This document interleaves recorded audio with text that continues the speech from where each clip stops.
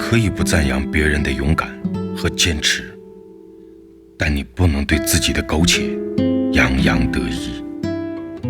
明明知晓以卵击石，却依然舍身抵抗。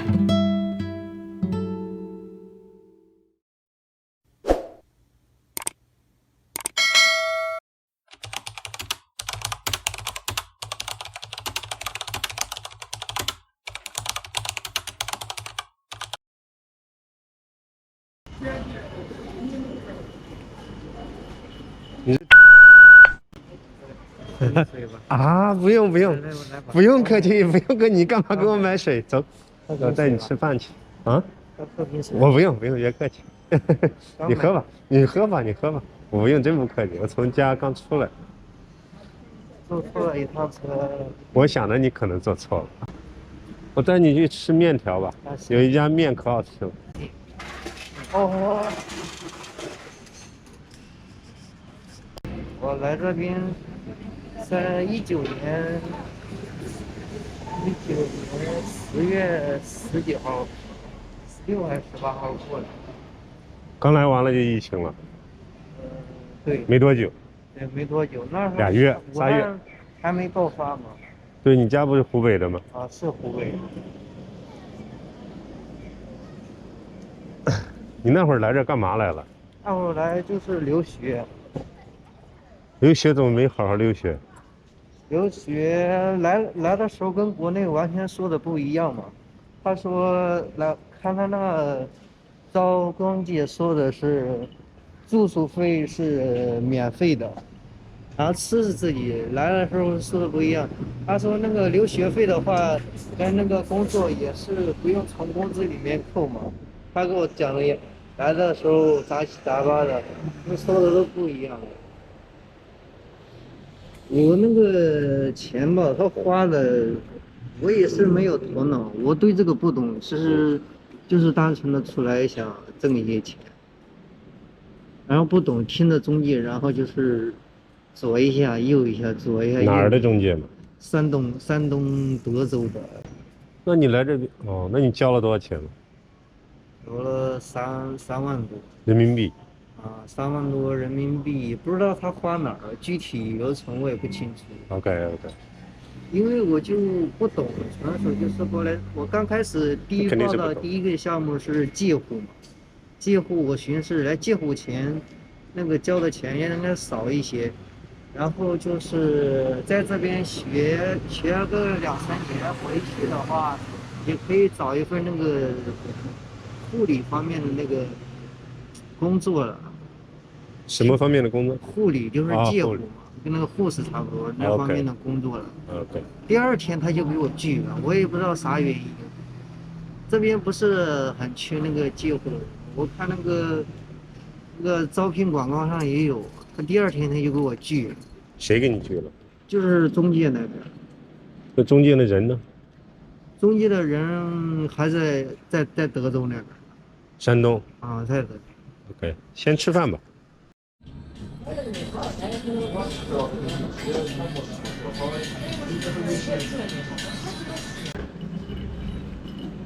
不是，你怎么会遇到警察查你呢？就是那天那个楼梯吧，就是架桥，两边公路那个架桥。我走在第2个阶段上去买饭嘛，然后那警察。我看有一辆警车从我们那个桥下面过去之后，然后过了一会儿，我看他过去，然后我就没再看了。然后那个警察就从我身后拍，我也不知道哪冒出来，也没放心上，然后就那样就查了，就查过那一次，就那一次给我弄进去了。弄进去了？他给我放到拘留所里面。然后过年的时候就在里面过的年。过年也在里边过的。关了你多久？关了半个月了。然后呢，又把你放了？放了。我在里面待不习惯，每天都在闹。然后给我放。那他没说让你回国？他是他嘴上是那么说的，让我回，他不实际行动啊。嗯。说好的说是给我1000万欧币，那这边他也不动，到这边实际行动都没有。那他也把你放了，也不管你了？他不管，他说你自己想办法。自己想办法。我说那有什么办法？我都说好的要放。他跟你说中文还是说日语？他又找那个中国人翻译呢。OK， 也是日本人吧？日本人我说我不懂日语学的不是很。他说找中国翻译，给我找了一个免费的律师。OK。免费的国选律师，然后让我他妈打官司。我也不懂，说免费的不要白不要，又来看法情况玩吧，就跟他玩。玩国选的，他们选什么日本的？我问他，我说你们日本律师是在你们那边说话，还是在我这边说话？有点不太想说他们那个律师到底靠不靠谱。我也不太清楚，就想那是一个国选的律师，一个是中文翻译，一个是中国人，一个是日本人。还行，好像让我想一想，那你一个月打多长时间零工啊？零工现在基本上按我这体格啊，体力跟不上，又打杂，又反正没有固定。如果能找到固定的，还是找一个固定的工作比较好。现在我就不安了。现在就是心里面不安，不安定。对呀，你这样肯定是不安定啊。不安定。对呀。你现在房租一个月多少钱36000。我马上该交房租了，然后在这10几天之内，至少要挣1万多日元，刚好交1个月房租。我之前在一个中国人那边工作，他们的工钱还没有给我，最近要的话他也没给。差多少？他13000日元的工资还没给我，在微信上。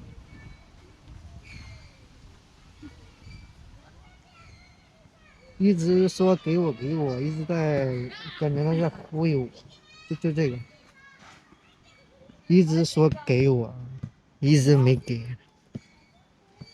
从上个月说给我，一直都没给啊。你打电话在忙线中呢，问他要，他说他们又是踢皮球似的，推那个推这个。你还能找到他吗？这找不到了，只能和电话联系，找不到。就干过一次活，就碰过一次面。碰到过一次。反正去哪儿说尽自个儿尽心尽力干嘛，不给人家添麻烦，然后怎么说就怎么做吧。然后就是按人家那边做完了之后，人家那边给不给钱的话，按理来说是，他说是周结，但中途不能退出嘛。第二天他们那边就发消息过来说，给他发消息说不要我了，我也不清楚是哪方面的问题。他说是要打杂的，然后我就这样，然后就不要了。那工资的话也没得说了，他说中途不能退出，我也没退出。第二天人家不让我，那我就没去了。他说那工资怎么办？他说到时候给你寄公司报上名字吧。报上名字，然后就给他了。到了周六他也没给我发工资，他说上班。到了周日的话，他说那周六，他说周日中午给你发吧，今天太忙。周日的话，他说，哎呀那边还没结款，等到他周一他又说什么我在干活，晚上再做，再一下发几个消息，礼拜二、礼拜三发消息都不带回的，过了好多天，再给他发消息他才回。哎呀，兄弟，不好意思啊，那上一段时间被骗了80万，我这也没缓过来。我听着，这不就被套了吗？这不钱不就被人家套了？这不就蒙吗？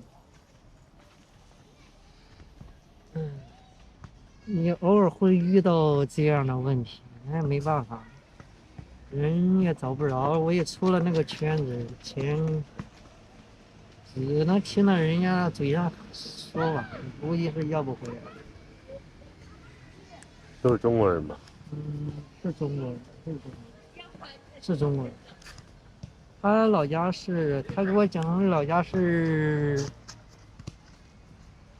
哪儿？让我想不起了。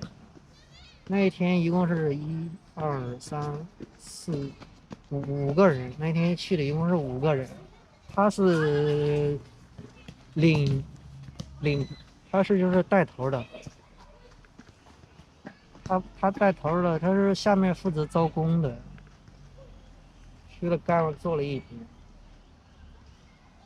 说好了中途不能退出，咱也没退。但说第二天不用来了，还不知道什么原因，又把我给 pass 掉了。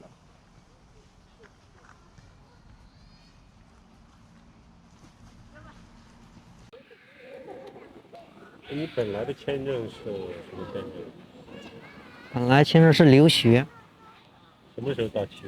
1年半是，去2021年的1月10几号吧。然后那个时候都在学校。那时候已经不在了，那时候已经不在学校了。那个时候我就跟学校说好了，因为这个学费我供应不起的话，因为我也没有把握来承担这个学费，然后我就跟他说暂时不上了，就没上，然后就跟学校暂时就脱离了，因为我实在无法想象那个后果，因为经济越拖，就是经济越积压越厚，越积压越厚。以我个人能力，我觉得无法去支付那个经济吧。那然后呢？你去干嘛去？然后我又去在日本，然后就是四处游走，然后就是做一做那个工作。刚开始有身份的话，做那个优步外卖，优步外卖，然后优步外卖就是送外卖，一单的话也没有多少，就送外卖，然后再做一做那个临时工了。然后，然后我就续签过一次那个回国归难签证，到期了之后我就续签了一次，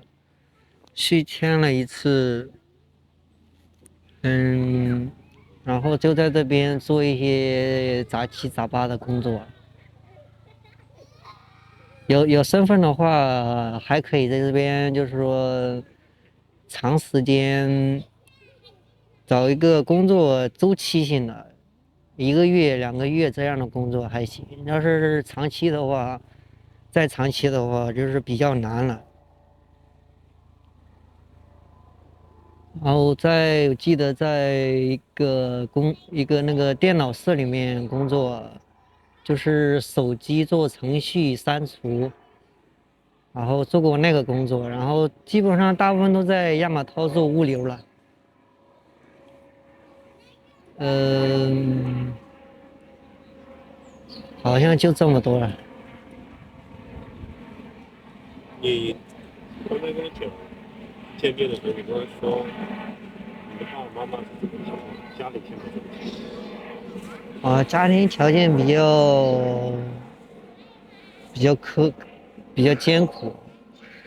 母亲是先天性精神方面不太好，在前几年留学之前，18年、17年走丢的，然后找公安局，公安局也没搜查，搜查也没找到结果，也没有找到。现在这2年传来消息，也不知道怎么，反正也不知道那个走丢的母亲现在怎么样。我是挺想念的，但是父亲的话，就是小时候喝酒了，头脑方面就是说出了点问题，就是喝了头脑，就是喝坏了。反正就在父亲的带领下，然后就是一点点点，慢慢的成长吧。你来这个山东这个机构，你一共花了多少钱？那山东机构一共花了3.5万人民币？人民币，后来又转了一些人民币。来这边刚开始挣钱的时候就给他转账，转了5000，然后又转了一部分。完了前前后后没少花钱。你为什么要给他转钱？他说办理这个要花钱，办理那个也要花钱，办理那个要花钱。他说你不交钱的话就过不来，交了这个钱人家才给你办理那个手续。因为我是初中未毕业嘛，没有毕业的话，他说那好办，你办个只要你有钱，那边办个假的，然后给你通融一下，那边再通融一下，然后就能给我送过来。当时就是这样送过来。啊，就是这么送过来。送过来了之后，你还又给他汇款了吗？汇过。为什么还要给他汇款？他说，还有钱没交，还有一部分钱没交了。还有那个机票钱，机票钱是我问他借的，其实我已经把钱积蓄基本上大部分都转给他了，身上没钱了。还是机票钱是问他借的，来日本的时候兜里就只剩500人民币了。那我也没办法，刚开始来也不知道这边跟那边说的完全不一样啊。住宿费说是不花钱的，住宿费说是不花钱，然后来了住宿费要掏钱，然后吃是自己是，住宿费的话要花钱，然后交学费说是不从工资里面扣，来了还是要交学费的，从第1个月就开始扣。之前的3万多，那个学费不是之前交的那个3万多人民币，我不知道那钱是交到哪里去了，不知道他具体办理了什么业务，我不清楚了。反正就是乱七八糟的，我是整个头一头雾水，比较懵啊。你为什么不问他？问他了，他又怎么好听怎么说，反正就这么忽悠，就是被忽悠。不，钱已经交了，你说让他退吧，不可能。你要不跟着他走的话，那3.5万咱也要不来。这个就跟着，然后一步一步就淌着水就过来了。那你来到这边，你还没意识到为什么还要给他钱？他威胁我，他说我有办法让你去，也有办法让你不回来。你要不交的钱，就把你弄回来。他说给那边打个电话，那发图片让他威胁我。他那么说的，图片都发给我了。我好像手机里面还有一些记录，我都留有证据了。我有一个随身记录相册，我里面记录有一些那个事情，有一些的话我接受的不是很多哈，但是以防万一嘛，然后留个证据也好对证嘛，以防对方耍赖。我是不是很懂？因为对社会接触的也不是很多，就是一个人过来闯一闯，就是单纯的闯闯，然后想挣点钱，然后找个事情做了。工作就是做那些零工，然后看到那些微信群里面有那些日结的工作，然后就去做一做，有了又去做，有的不要，一看就是首先是查身份嘛，问你有没有身份，然后有的话就可以过来做，没有的话，有的有限制，有的没有限制的话就可以过去做日结的工作。这一方面我感觉还是可以，至少不会饿死在这边。比如说还有一点日结的工作可以说缓和一下。日结基本上一天可以赚到多少钱？日结的话一天最多我拿最多是1.3。1.3什么？1.3，13000日元吧，一天。那这样的工作多吗？工作我看还好吧，不是很多。一个月会有多少天？一个月他这个没有固定，说不准，这个不准，这个没有定数，因为他这个不是固定的，今天可能有活，就是那临时一点活，或者明天有一点活，或者后天就休息了。你说你上个月做了多少天？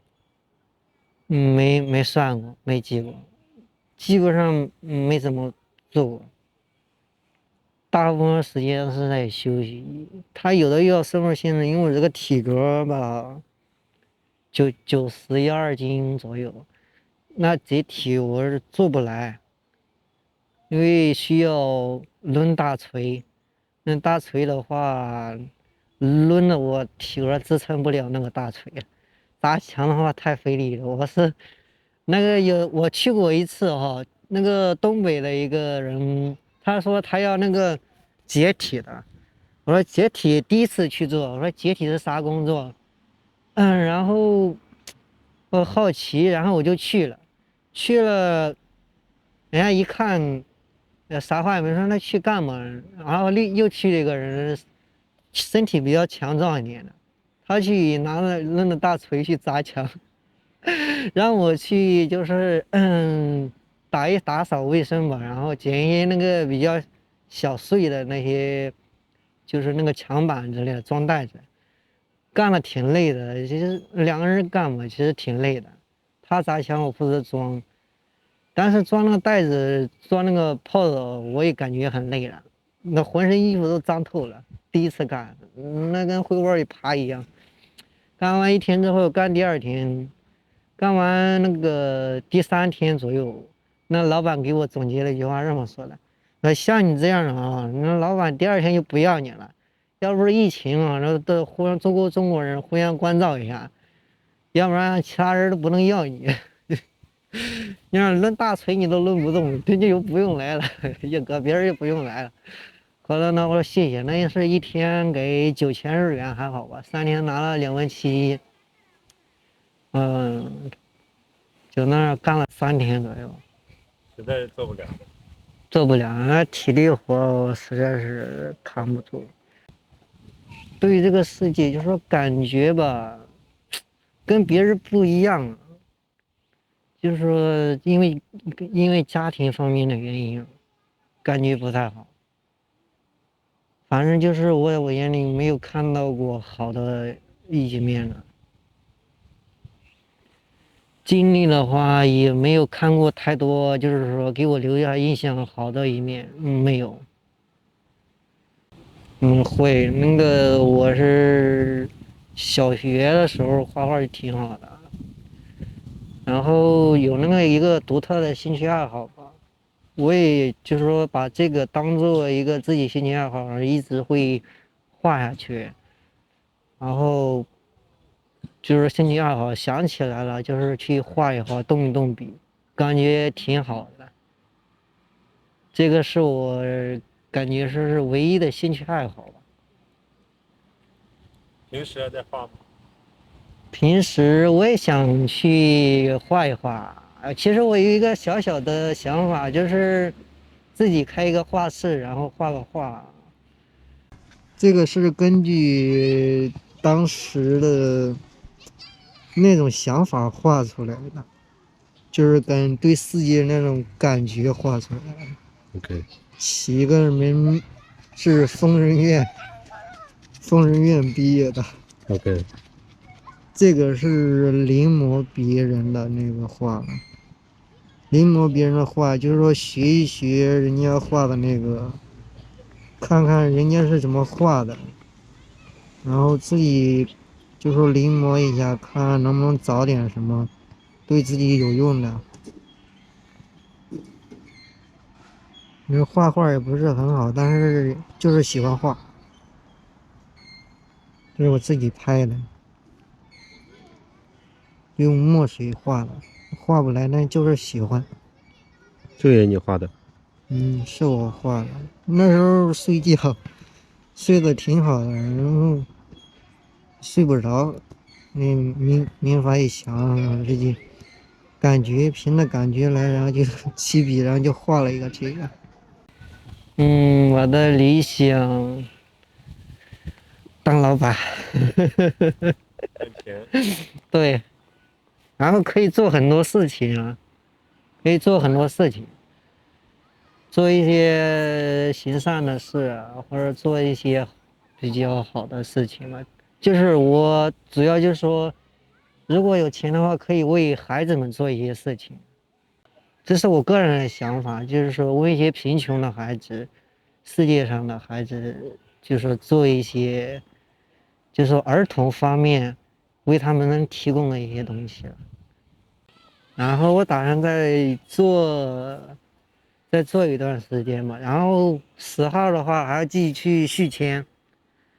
续签的话继续续签什么？续签那个日期，那个大刘的日期。那入管局他给了一张那个释放许可书，就是在这期间的话，就是续签的那个时间嘛。有那张书的话，也算是一种那个出行证明嘛。出行证明警察看了他不会多管闲事，他看了然后就大概了解明白是什么意思了，是他们入管局那边给开的，然后划定一个范围，然后在这里出行。什么范围？就是东京圈的范围，整个只能在东京圈活动吧，除了东京圈不太好说，那警察看了不太好说。跟我父亲联系过2次。他在干嘛？他在广东那边工作了，在广东那边工作，因为他头脑也不好，在亲戚的带领下，在广东那边工作，在厂里面工作。年纪也大，他也出不了远门，在广东那边住在厂里面。他多大年纪？我知道父亲是属狗的，母亲是属猪的。年龄你不知道？年龄我记得不是很清楚。你想家吗？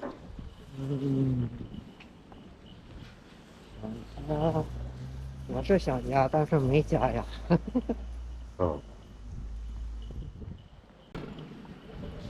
如果回头他们真的遣送你，你回去吗？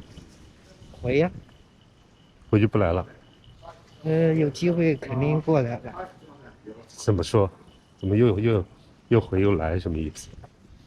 因为这个怎么说呢？想过来了，就是5年以后想有钱了以后想过来玩，就再过来看看吧。如果5年在国内还没有挣到钱，再出来走走吧。到时候再看吧，也不一定。国内好挣钱吗？你觉得？国内不好挣的话，到时候办个留学。你觉得是国内赚钱还是这儿赚钱好赚？这边虽然说好挣吧，消费也不低呀。消费不低。我是来这么久，钱没少挣，就是没存不住钱，存不住。